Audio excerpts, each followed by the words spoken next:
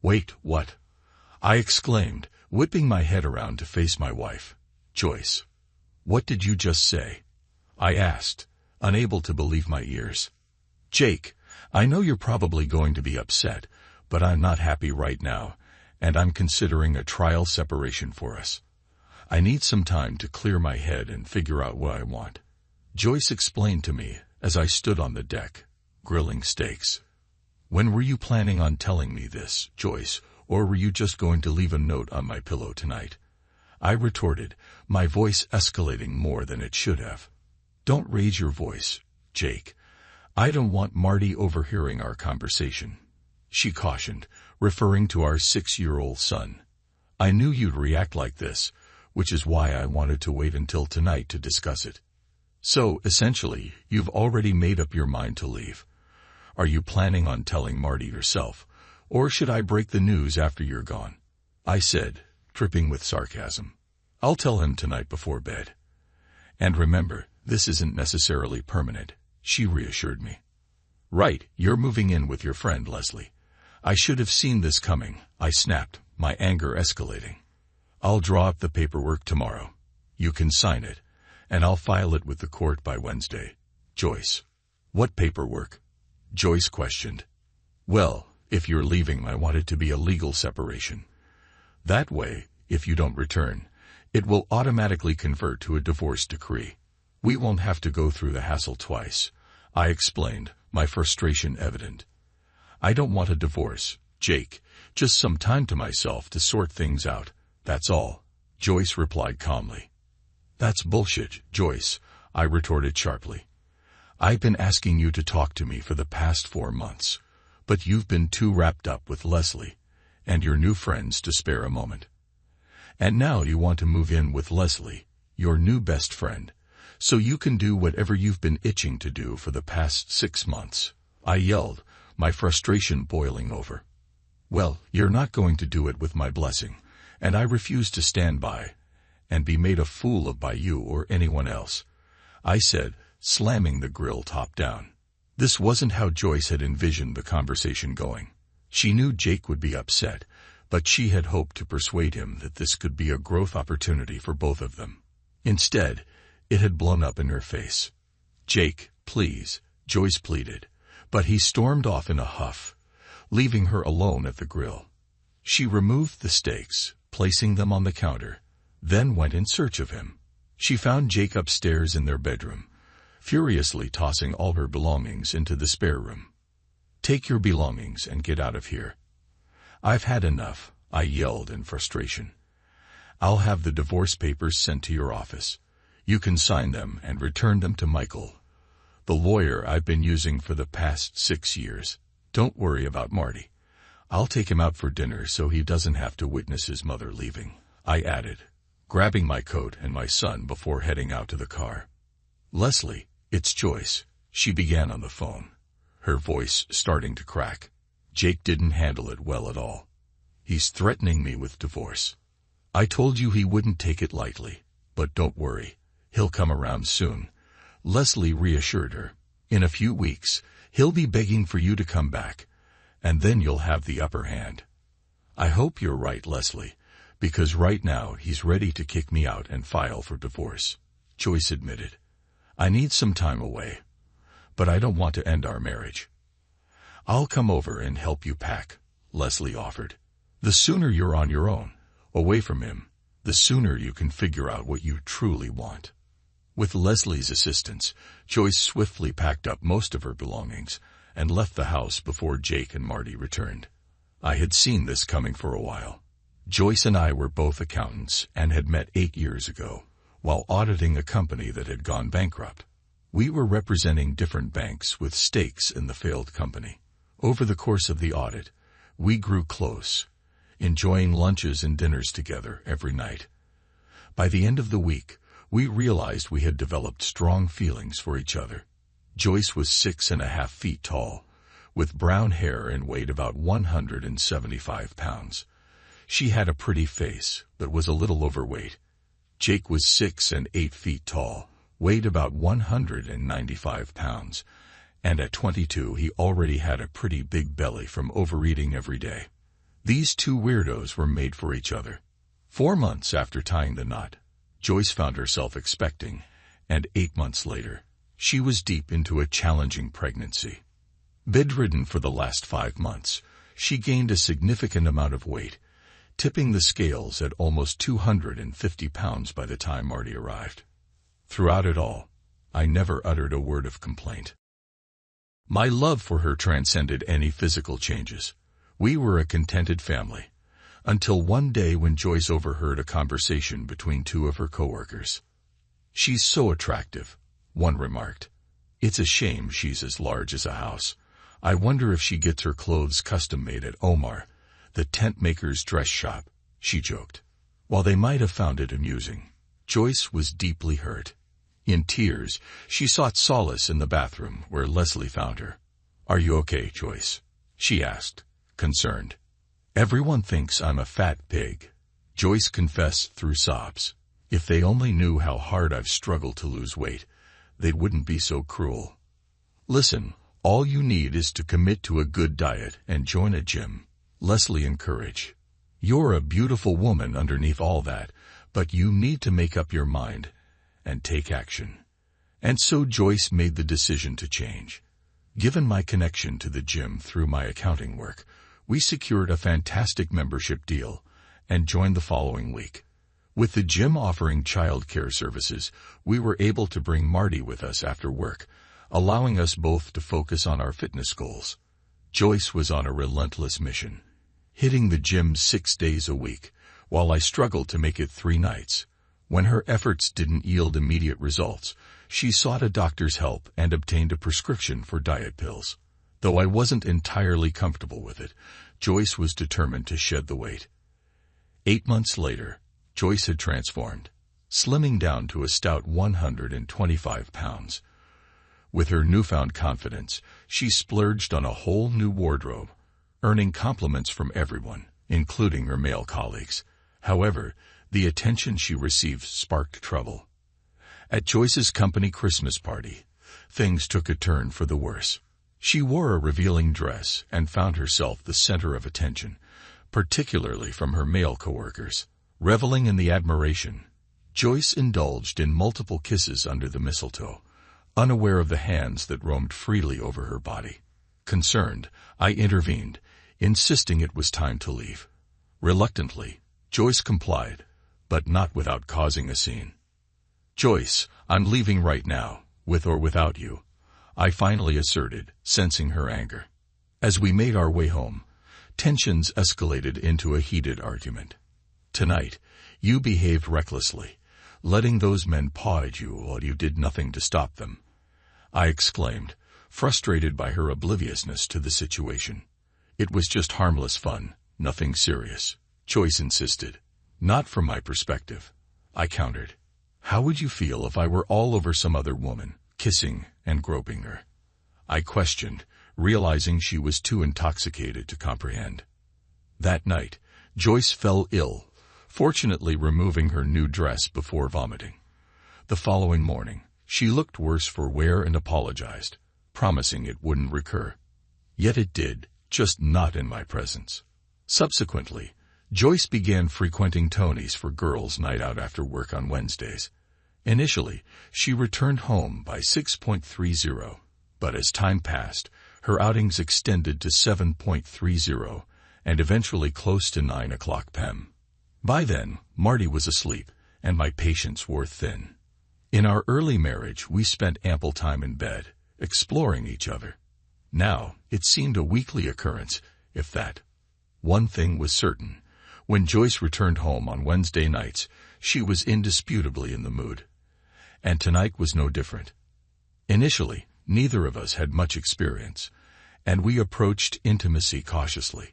Over time, we learned each other's preferences and incorporated new techniques. However, every week when Joyce returned home, she seemed eager to try something novel and adventurous, leaving me to wonder where she got such ideas. We had a great time in bed that day. "Dan, I really needed that," she told me. "But I think I'm going to be sore for a week," she added with a laugh, rolling over onto her back. I moved closer, kissed her on the lips, and expressed my happiness at being married to her. It had been like that before, until this week. Upon returning home after dinner with Marty, I found the house empty. That woman, Leslie, I muttered to myself. Ever since Joyce shed those pounds, Leslie's been pushing her into all sorts of things. No wonder her husband left her. She's nothing but trouble, and now she's influencing my wife too. I got Marty ready for bed, tucked him in, and read him a story.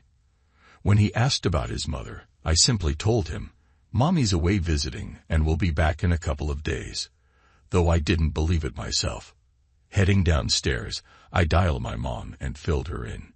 "Mom, can you look after Marty during the day until I find a permanent solution?" I requested. "Honey, Joyce will snap out of it and be back by the end of the week. You know her. She can't bear to be away from Marty for long," Mom reassured me. "I'll be there before you leave for work to watch him." I hope she was right, but deep down, I wasn't as confident as my mom.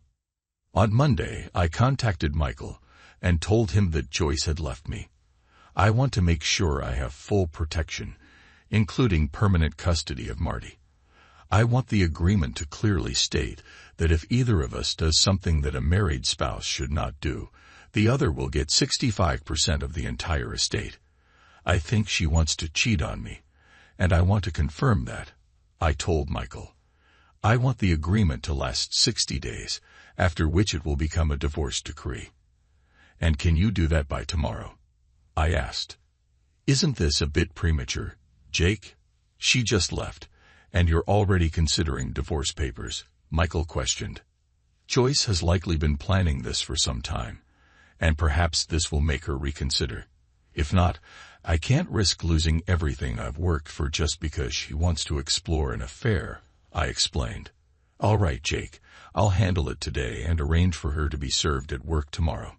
"Anything else?" Michael asked. "Nothing else comes to mind at the moment. I just need to make it clear to her what's at stake. Also, Michael, I'll need 2 other agreements drawn up, but those can wait. I'll fax you the details later this week," I concluded. The following Tuesday, Joyce arrived at work feeling somewhat down. It was the longest she had been away from Marty and Jake in 8 years. Returning from lunch, she was informed that a man was waiting in her office. "Joyce Spencer?" he inquired. "Yes, I'm Joyce. What can I do for you?" she replied. "You have been served," he stated, handing her a manila envelope. For the next half hour, Joyce meticulously reviewed the conditions and property divisions outlined in the separation decree, although it read more like actual divorce paperwork. It specified that Jake would have temporary but full custody of Marty, while Joyce would be granted visitation with reasonable notice. By the time she finished reading, she felt more hurt than angry. "I've only been gone for 2 days, and Jake's already given up on our marriage," she muttered to herself. Attempting to reach Jake proved futile. His secretary informed her he was out for the day, and his cell phone went straight to voicemail. Unbeknownst to her, Jake was at home changing the locks, managing their finances, and removing Joyce's name from his insurance, and 401k. By 4 o'clock, I had wrapped up my tasks and switched on my cell phone. "Damn," I muttered to myself, noticing 12 missed calls from Joyce. Deleting them all, I proceeded to have dinner with Marty at my mother's house, where I shared what I had done. "Joyce is going to be furious, Jake. I know I would be in her shoes. How far do you plan to take this?" my mother inquired. "All the way, Mom," I responded firmly. "I can't salvage this marriage alone, especially since Joyce refuses to listen to reason. So I've raised the stakes. She initiated this mess, but I'll be the one to end it if I discover she's been unfaithful. I used to trust her, but right now, I wouldn't believe a word she says. Right now, I'm prioritizing the well-being of my son and myself. If we reconcile, that's great. If not, I'll be holding all the cards. Son, I've never seen this side of you. Remind me never to get on your bad side," my mother remarked with a laugh. Meanwhile, Joyce arrived at her house and attempted to use her key. "What the hell?" she muttered upon discovering the new lock. Damn him. Dialing Jake's number once more, she encountered the same voicemail prompt and left another message. Reviewing my checklist, I reassured myself that everything was now in place. All I can do is wait, I thought. Wednesday morning found Joyce at Jake's office. My credit cards won't work, and they told me I no longer have insurance when I tried to pick up my prescription on the way to work. Do you hate me that much, Jake? She questioned. Just covering my bases, Joyce. Remember, you walked out on me. I'll cover all household expenses and Marty's needs, but you'll have to manage your own finances from now on. That way, we won't have any financial disputes, Jake explained calmly. Jake, you're letting this spiral out of control, Joyce shouted, frustration evident in her tone. I just needed some time to myself, that's all. Leaning over my desk, I adopted a serious and deadpan expression. Joyce, do you see the word stupid tattooed across my forehead? I may not be the most astute guy, but I wasn't born yesterday. Leslie has turned your head so much that you can't seem to find your way. You think you can act like you're single again without consequences. Think again. The moment I discover you've broken your marital vows, it's over. Hell, you probably already have, so I don't even know why we're having this conversation, I stated firmly before sinking back into my chair. Joyce was taken aback and quickly grew defensive. You can't treat me like a child. I'm an equal partner in this marriage, so screw you, she spat back. Well, that hasn't been the case much in the last 6 months either, but I guess you're getting all the attention you can handle now on the side, I retorted just loud enough for Joyce to hear. With that, she stormed out. I knew she hadn't gone all the way yet, but she had come close. You see, I had started having her followed on Wednesdays about a month ago. There had been a lot of flirting and physical contact, but it hadn't gone any further. I wanted to make sure Joyce understood the consequences of cheating on me, especially with the temptation of living with Leslie. However, my life was beginning to unravel. The initial 2 weeks proved challenging. Joyce made a point to visit Marty, yet our interactions were limited to mere exchanges. Despite continuing to have her followed, there were no significant developments.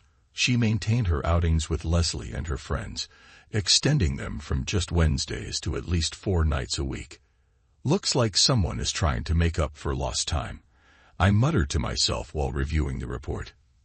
Nonetheless, I managed to find a nanny for Marty, a recent college graduate named Alice, who had struggled to secure full-time employment. Alice, 23 years old, blonde and standing at about 5'9", eagerly accepted the nanny position after seeing my aunt. Growing up in a large family, she was well versed in caring for and handling young boys, having 2 younger brothers of her own. We quickly reached an agreement on pay and hours, and she moved in the following day. On Mondays, Wednesdays, and Saturdays, Alice worked as a waitress at a mid-priced family restaurant, joining us for dinner on the other evenings. Over time, Marty grew comfortable with Alice, particularly enjoying her bedtime reading sessions. Alice, I can't thank you enough for going above and beyond for Marty.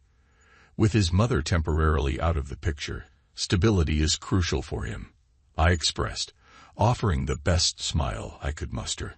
I know about your situation with your wife. Your mother filled me in on all the details in case Joyce came by and tried to take him. Alice disclosed. I can't believe she would just walk out on you like that. I've only known you for a short time, but you're one of the most caring men I've ever met, and it's clear you love Marty dearly. I suppose Joyce lost sight of what truly matters and let others convince her that the grass is greener on the other side of the fence, I remarked. Well, it'll all be settled one way or another in 40 days, and frankly, it can't come soon enough for me. Little did I know, my life was about to take a dramatic turn, and chaos would ensue in less than a week. You see, I'm a silent partner at the accounting firm where I work. Over the past 2 years, I've brought in a significant amount of new business, leading the owners to make me a 15% partner. I requested that this information be kept confidential because I preferred not to be recognized as one of the owners. This allowed me to gain insights into the company's operations and gauge employee sentiments more authentically. My latest achievement involved securing a meeting with an overseas garment manufacturer with plants in 5 Asian countries. I had initially met the owners at a party about a year ago and pitched them a few ideas, which impressed them enough to schedule a follow-up meeting to discuss our firm's potential involvement. Jake, I admire the personalized approach your firm brings to its work. Each plant currently operates independently, and I need someone to establish a unified system across all facilities so we can manage them centrally from our overseas office, one of the prospective owners expressed during our discussion. While they were initially disappointed that I wouldn't be directly overseeing the overseas operation, I reassured them that I would personally oversee every aspect to ensure flawless execution. With the signed contract and a handshake, celebrations commenced. After 9 months of hard work on this account, I had hoped to return home to Joyce with the good news. I envisioned treating her to a lavish dinner, followed by an intimate evening together. However, upon arriving home, I found the house empty and my heart shattered. Alice arrived with Marty 20 minutes later, carrying Chinese takeout.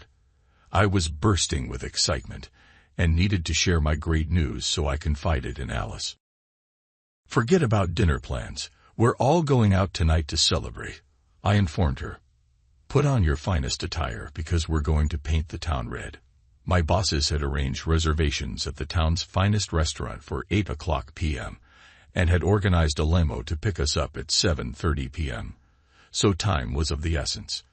After shaving, showering, and dressing up, I decided to assist Alice in getting Marty ready, allowing her more time to prepare. By 7:15 p.m., both Marty and I were dressed and eager to go. That's when I spotted Alice descending the stairs. "I hope you don't mind. I didn't have anything fancy to wear, so I found one of your white dresses that sort of fits," she explained, slightly self-conscious. The dress hugged her figure like a glove, but was a tad short due to her taller stature. "Do you think it looks okay?" "You look stunning, Alice," I responded, my eyes widening in admiration as the doorbell chimed. With that, the 3 of us embarked on our journey, boarding the waiting limousine, just as Joyce happened to be driving down our street. "What in the world?" Joyce muttered in disbelief as she observed them piling into the stretch limo. "I wonder what's happening." She pondered, deciding to follow them.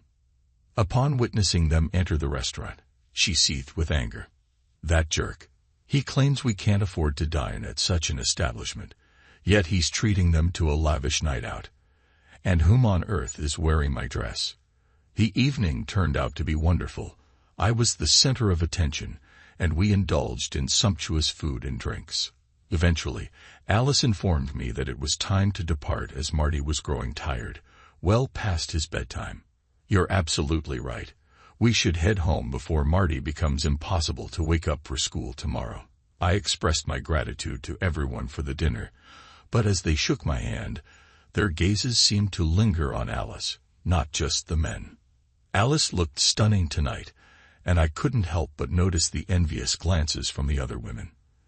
They must have heard the tale of Joyce's departure to find herself, and now they were convinced that I wasted no time in finding a replacement. The ride home was silent as Marty drifted off to sleep as soon as we entered the limo. I carried him upstairs, tucked him in, and planted a kiss on his forehead before bidding him good night. Descending back downstairs, still clad in my tuxedo, I found Alice savoring a glass of wine at the kitchen table. "I want to thank you for tonight. You didn't have to take me along," she said with a warm smile. "How could I have left you here alone tonight? Besides, I genuinely enjoy your company, Alice," I replied, pouring myself a glass of wine. "I hope it wasn't too dull for you, being surrounded by a bunch of accountants." On the contrary, I found it quite fascinating. I never realized how interesting your job is, and everyone seems to hold you in high regard, myself included, she said with a hint of a smile. "You've made me feel like part of your family, even though I'm just the nanny." As much as I desired to have Alice in my bedroom, I reminded myself that I was still married and committed to remaining faithful to Joyce. Tonight was indeed magical, and I have certain thoughts swirling in my mind about what I'd like to do, but unfortunately, it's not going to happen tonight. I admitted.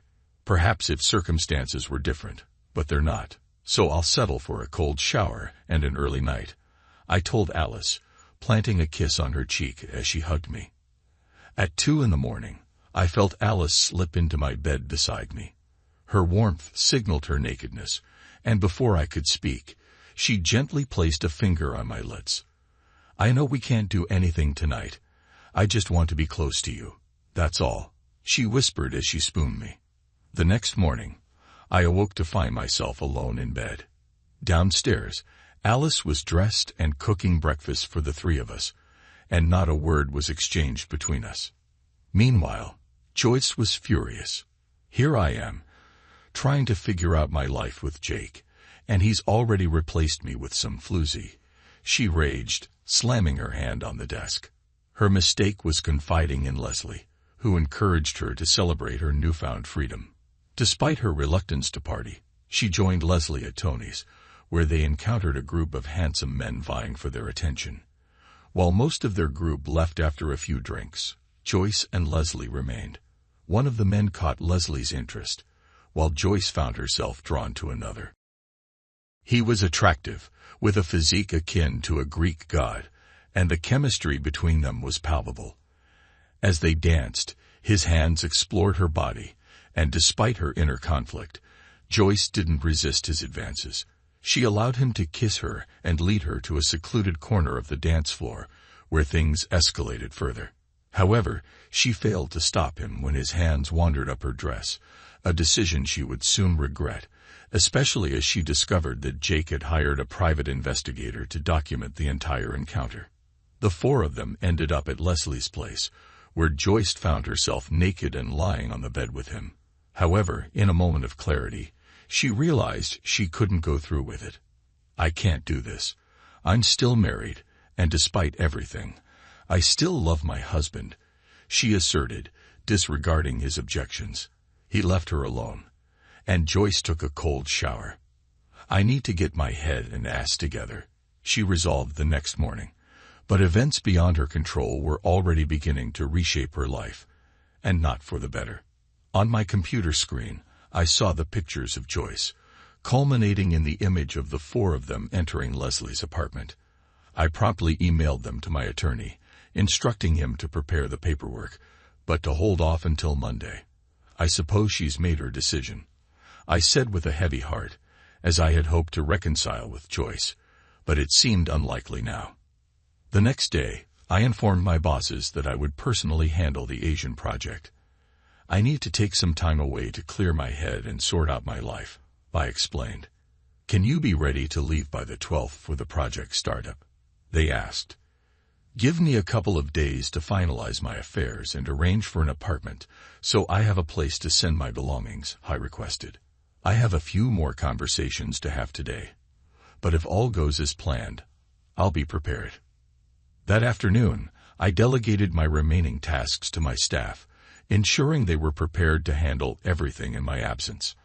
I drafted paperwork to grant my mother power of attorney and instructed Michael to serve papers on Joyce the following Monday. Same amount of notice that she gave me, I muttered sadly. Returning home that evening, I felt a wave of melancholy wash over me as I walked into a house that would no longer be mine upon my return from overseas. Joyce and I had chosen it together, and it held countless cherished memories, all of which would soon be just that, memories. Dinner was unusually quiet, and Alice sensed my somber mood. Is everything okay, Jake? She asked tentatively. It's not you, Alice. I just have a lot on my mind. We'll talk after Marty goes to bed, I assured her. By 10 o'clock, with the house silent, Alice broached the subject. What's bothering you, Jake? If it's about the other night, I'm really sorry, and I promise it won't happen again, she offered earnestly. It's not about that, I began. Remember the company party a couple of weeks ago? Well, I've decided to handle the overseas work myself, And Marty and I will be leaving early Monday morning, I explained. And I have an important question for you, I added, noticing tears welling up in Alice's eyes. Would you like to come with us? Her expression transformed from sorrow to delight. Absolutely, she exclaimed, rushing into my embrace. Do you have an updated passport, Alice? I inquired. I had it renewed last year when I went on a cruise with my college friends, she confirmed with a smile. Then it's settled. You'll need to have everything packed by Saturday, because they're shipping out all our belongings ahead of time. Leave just enough clothes for the rest of the weekend and Monday's travel attire. You can inform your family and friends, but I don't want Joyce to know until we're in the air. It might not be entirely legal to just take Marty with us and leave, but I'm doing it anyway. I'll handle any questions when we return, I instructed Alice.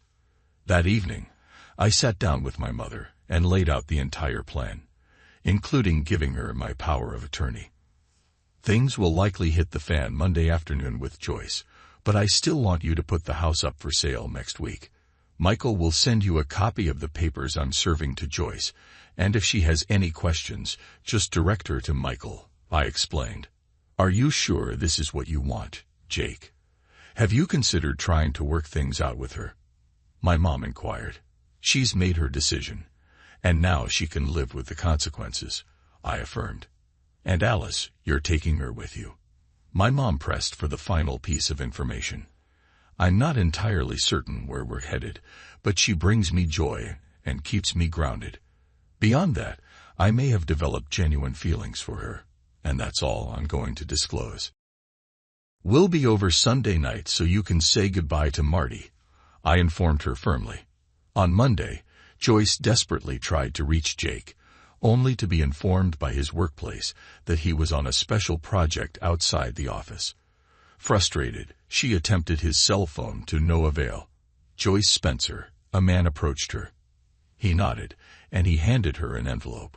You have been served, he said solemnly. With a mixture of curiosity and dread, Joyce tore into the envelope. Inside was a brief note from Jake, concluding with, I guess I've made my decision. Hope you have a great life. But it was the photos enclosed that made her blood run cold. Oh no, she muttered, her heart sinking as she flipped through the damning images. How did he get these? She wondered. He must have had me followed, she concluded, a mixture of anger and panic swirling within her. As she processed the shocking contents, she received another blow. News from Jake's mother that he and Marty had left on a 4 to 5 month overseas project. Gone. What do you mean gone? Joyce's voice trembled with disbelief. Jake is on a long-term project abroad, and he took Marty with him, Jake's mother explained calmly. I won't stand for this. He can't just take Marty away from me, especially out of the country, Joyce protested vehemently. I'll fight him in court. He'll pay for this, she vowed, her voice rising with fury. Joyce, remember that Jake has full custody of Marty now. You relinquished that right when you left to find yourself. To say you messed up big time would be an understatement. You had a wonderful marriage, but it seems you wanted more. And now you're left with nothing, Jake's mother replied firmly. Tears streaming down her face, Joyce pleaded. I need to talk to him, to explain that it's not what it looks like. I still love him, and I never slept with anyone else. He has to believe me. Joyce, I saw the pictures, and if my husband were alive and doing what you've done, I'd divorce him too, Jake's mother replied firmly. If I were you, I'd write him a letter explaining everything you need to. I'll make sure he gets it. In the meantime, you should get a lawyer. Taking her advice, Joyce laid out her case. She highlighted the role alcohol played and emphasized that she stopped it before anything went too far. She expressed her continued love for Jake and her willingness to wait for him to come back to her. Jake's response was blunt and direct. Joyce, you haven't been a wife to me since you lost all that weight last year, he wrote. It felt like you were suddenly too good for me, basking in the attention of other men. When you finally came home on Wednesday nights, you were only interested in having a good time in bed, not in making love to your husband. It seems I no longer excite you, so now you and Leslie can do whatever you want, and be with whomever you want. I warned you that Leslie would eventually tear us apart, but you didn't listen. Jake's letter stated bluntly, Marty, Alice, and I are starting anew, based on love and trust. You can visit Marty anytime you want. Just get a camera modem for your computer, and I'll set it up. Sign the papers because Mom is putting the house up for sale this week. There's no chance we'll ever reconcile, so don't hold on to false hope that I'll change my mind. I hope you found what you were looking for, Joyce, and are happy. I never wanted it to end like this. Reading Jake's words, Joyce realized he was right. She had been foolish to heed the advice of her so-called good friends who were all divorced themselves. Perhaps they didn't have the best judgment after all. She resolved to fight it until she received Jake's letter, after which she finally signed the papers. Ironically, 6 months later, Joyce found herself back at her starting weight of 175 pounds, but without Jake. Despite the challenges, Jake found contentment in his new life abroad. Overcoming the language barrier at work proved to be challenging, but manageable. Marty was adapting well, gradually picking up words and enjoying his interactions with other children. Alice, meanwhile, took charge of caring for Marty and organizing their free time, creating lists of places to visit and activities to enjoy. I still recall that night vividly, months ago. It was shortly after we arrived in the country, and we were all feeling a bit stressed. Marty resisted bedtime, my work program hit some bumps, and Alice seemed overwhelmed. She came into the den and planted a kiss on the back of my neck, instantly bringing the smile to my face. Taking my hand, she led me into her bedroom, where a single candle flickered on each side of our bed. We undressed each other and slipped under the covers. Let's just say that night, it felt like heaven and earth merged into one. 5 months later, my mom greeted us at the airport with a beaming smile, particularly delighted to see Marty. During the ride home, she couldn't help but notice Alice's serene expression. How far along are you? She asked Alice, who seemed a bit surprised by the question. 3 months. How did you know? Alice responded, You both looked too happy, like the cat that got the cream, my mom remarked. 2 weeks later, we tied the knot, and 6 months after that, Mia came into the world. When Alice mentioned wanting to join a gym to shed her baby weight, my reaction was priceless. 2 days later, I surprised her with the news that I'd arranged for a personal trainer, and she'd have all the necessary equipment. No need to go through all that hassle again, I thought to myself, relieved. Thanks to everyone who took the time to listen to today's stories. If you enjoyed it, please consider liking and subscribing if you haven't already. Feel free to share your thoughts on the events in the comments below. Take care.